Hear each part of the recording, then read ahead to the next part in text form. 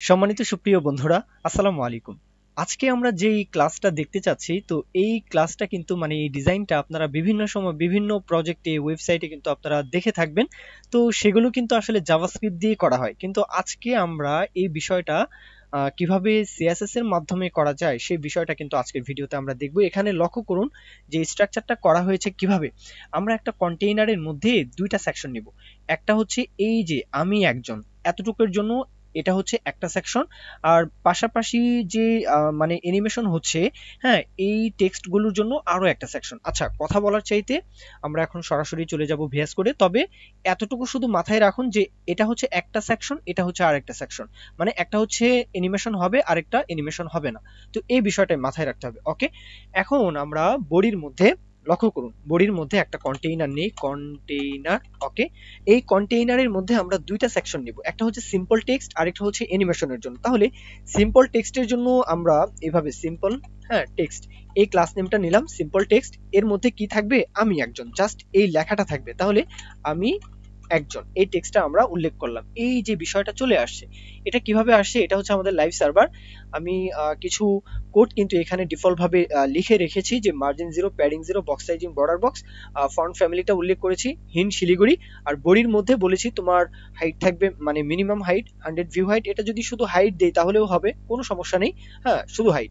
আচ্ছা, display flicks সেন্টারে আনার জন্য align item centre, justify content centre এবং ব্যাকগ্রাউন্ড কালারটা চেঞ্জ করে দেওয়া আছে, এই জন্যই সে সেন্টারে। আচ্ছা, এটা হচ্ছে কি আমাদের সিম্পল টেক্সট। কিন্তু অ্যানিমেশনের জন্য আমাদের আরো একটা সেকশন লাগবে, যেখানে টেক্সট গুলো উপরের দিকে যাবে আসবে। লক্ষ্য করুন, এখানে আরেকটা বিষয় এক্সপ্লেন করা প্রয়োজন। একটা হচ্ছে উপরের দিকে আসছে যাচ্ছে, মানে এই যে ডেভেলপার, ফ্রিল্যান্সার, ইউটিউবার, এটা কিন্তু উপরের দিকে যাচ্ছে আসছে, কিন্তু ওভারফ্লোটা হিডেন, তো এই জন্য আসলে বোঝা যাচ্ছে না। আর আরেকটা বিষয় হচ্ছে কি, যে এইভাবে কিন্তু আসলে আসছে যাচ্ছে। আচ্ছা, এখন আসলে কোড করি, কোড করলে বাদ বাকি বিষয়টা বুঝতে পারবেন। ইউএল ট্যাগ নিলাম, এর মধ্যে এলআই ট্যাগ নিব। আচ্ছা, ইউএল ট্যাগের ক্লাস নেমটা আমরা চাইলে দিতে পারি। আচ্ছা, এলআই ট্যাগের ক্লাস নেমও আমরা চাইলে দিতে পারি। তার আগে এখানে যে টেক্সট গুলো প্রয়োজন, প্রথমটা কি? ইউটিউবার। ওকে, প্রথমটা দিলাম।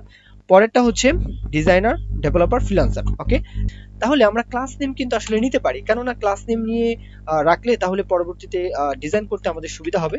যদি এখানে ক্লাস নেমটা উল্লেখ করি যে ক্লাস, এটা হচ্ছে 1, এটা 1 দিলাম, 4।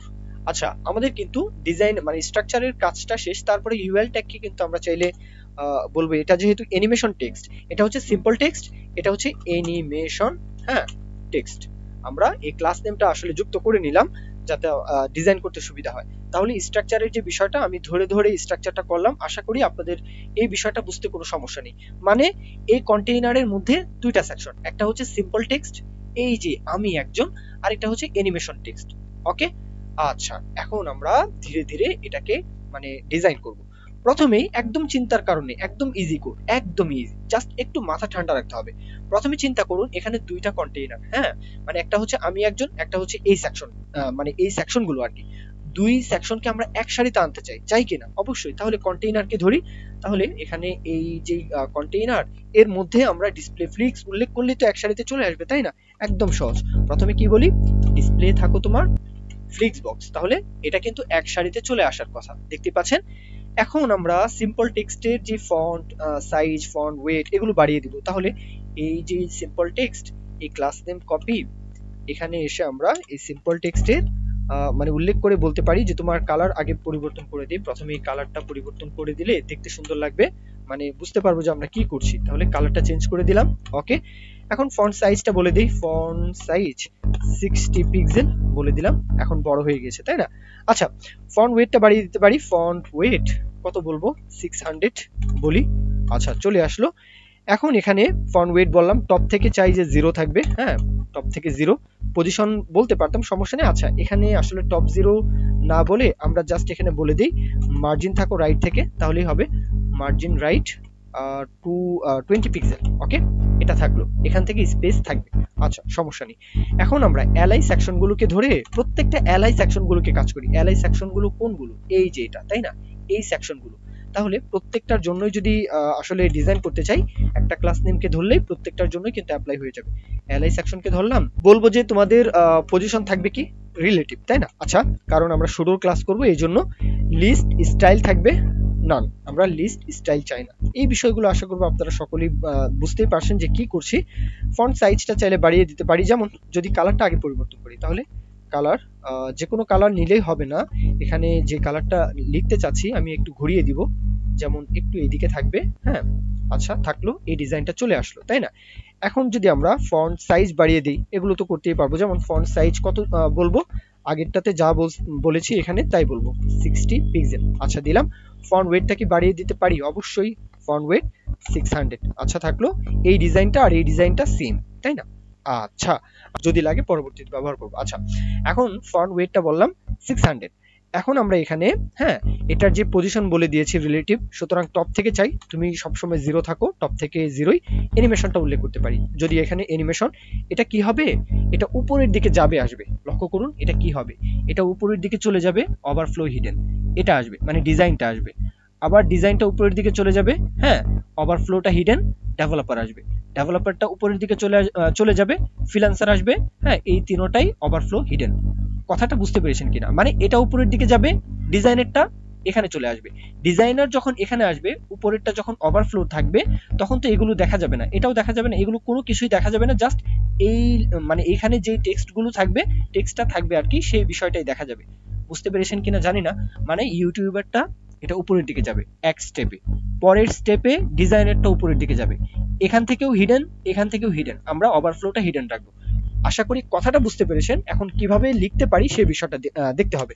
তাহলে একটা ক্লাস নেম নেই, এটা আপের দিকে যাবে, যেমন আপার, এভাবে নিলাম, মানে অ্যানিমেশনের যে নামটা আসলে আইডেন্টিফায়ার হিসেবে কল্পনা করতে পারেন। আমি চাই 12 সেকেন্ডের মধ্যে, ওকে, এটা স্টেপ বাই, মানে এটার যেই টাইমিং ফাংশন, হ্যাঁ, টাইমিং ফাংশনটা আমরা এখানে বলবো যে এটা স্টেপ, কত স্টেপে এটা আসলে যাবে, চারটা না, 1 2 3 4, চারটা না, তাহলে 4 ভাবে 4 ধাপে যাবে, তাহলে এখানে 4, ওকে। এখন এটা কত সময় চলবে, হ্যাঁ, ইনফিনিট চলতেই থাকবে, এটাই চাই।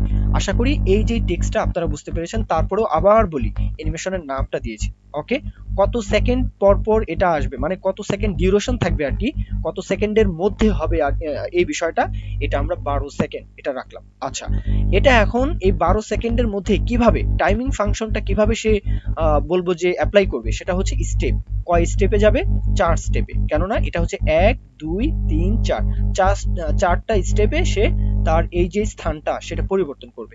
আশা করি এই বিষয়টা বুঝতে পেরেছেন। আচ্ছা, এখন আমরা কি ফ্রেম ধরে যদি কাজ করি তাহলে বাদবাকি যে কথাটা বুঝতে পারবেন। কি ফ্রেম আইডেন্টিফায়ারটাই বললাম যে আইডেন্টিফায়ার হবে আপার, যেটা নিয়েছি ক্লাস নেম হিসাবে। আমি চাচ্ছি যে 100% যখন থাকবে, একদম সহজ, 100% যখন থাকবে, আচ্ছা কি চাচ্ছি, উপরের দিকে যাবে, হ্যাঁ, এই বিষয়টা চাচ্ছি যে উপরের দিকে যাবে। তাহলে উপর থেকে যদি আমরা বলি যে টপ, হ্যাঁ, টপ মাইনাস যদি বলে দেই যে 350 পিক্সেল, লক্ষ্য করুন কি হচ্ছে, একটু লক্ষ্য করুন, এটা যাচ্ছে, আবার এটা যাবে, যাচ্ছে, আবার এটা যাবে, এই বিষয়টাই কিন্তু আমরা মানে এতক্ষণ এই কাজটাই করলাম। এখন আস্তে আস্তে তো আমাদের ডিজাইনটা হচ্ছে, তাই না?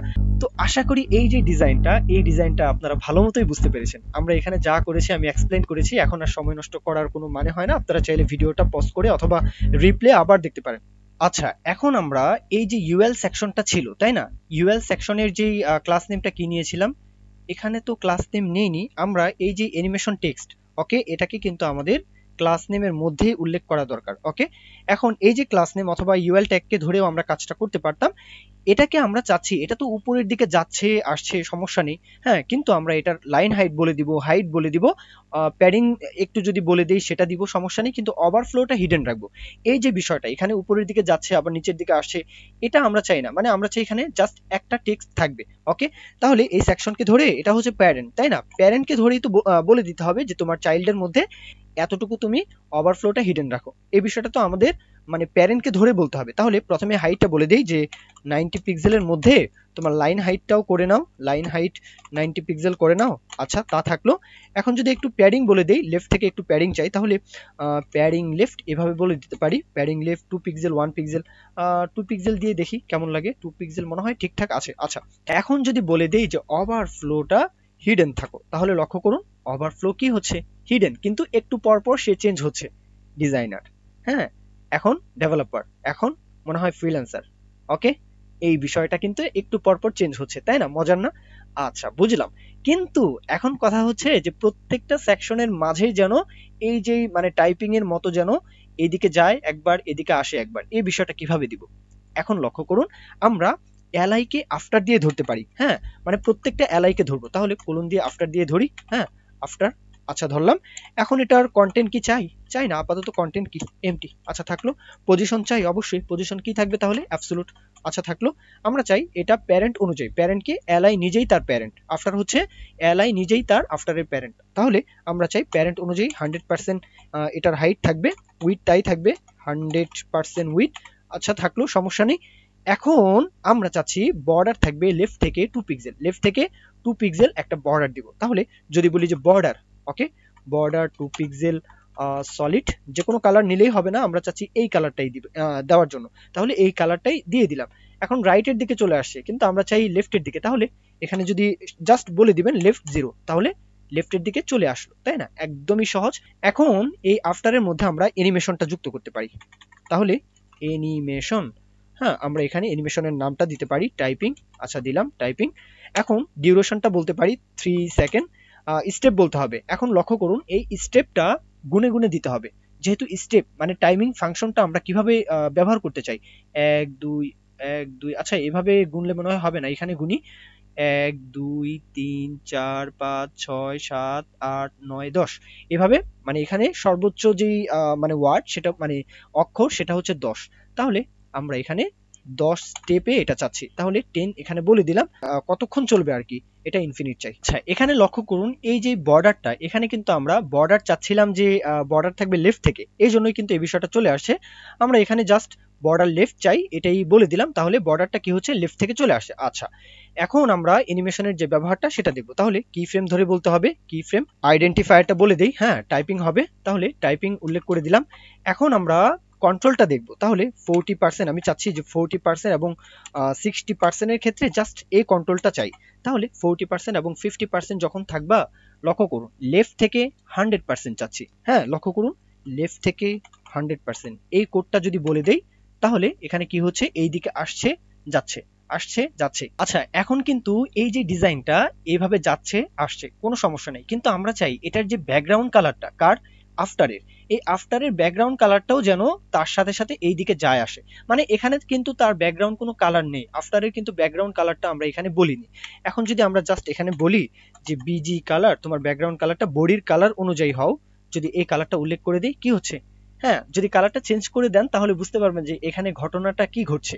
এই কালারটা কিন্তু লক্ষ্য করুন এই দিকে যাচ্ছে, হ্যাঁ আবার এইদিকে আসছে, আবার এইদিকে যাচ্ছে, এইভাবে কিন্তু মানে কালারটা যেহেতু আমরা বডির কালারটাই দিয়েছি এই জন্য কিন্তু আসলে বোঝা যাচ্ছে না, তো এটাই তো ট্রিক্স তাই না? তো এই ট্রিক্স এর মাধ্যমে কিন্তু আসলে এই ডিজাইনটা করা, তাহলে আমরা কালারটাকে ঘুরিয়ে দিচ্ছি যেমন রাখা দরকার।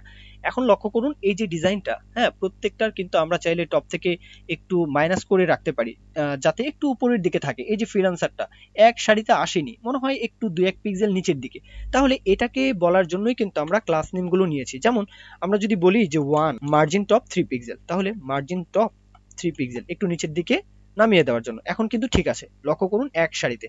এখন যে ডিজাইনার মানে 2 নাম্বার যেটা, এটা আমরা অ্যান্টি চাইল্ড দিয়েও মানে ওইভাবেও কিন্তু আসলে ব্যবহার করতে পারতাম।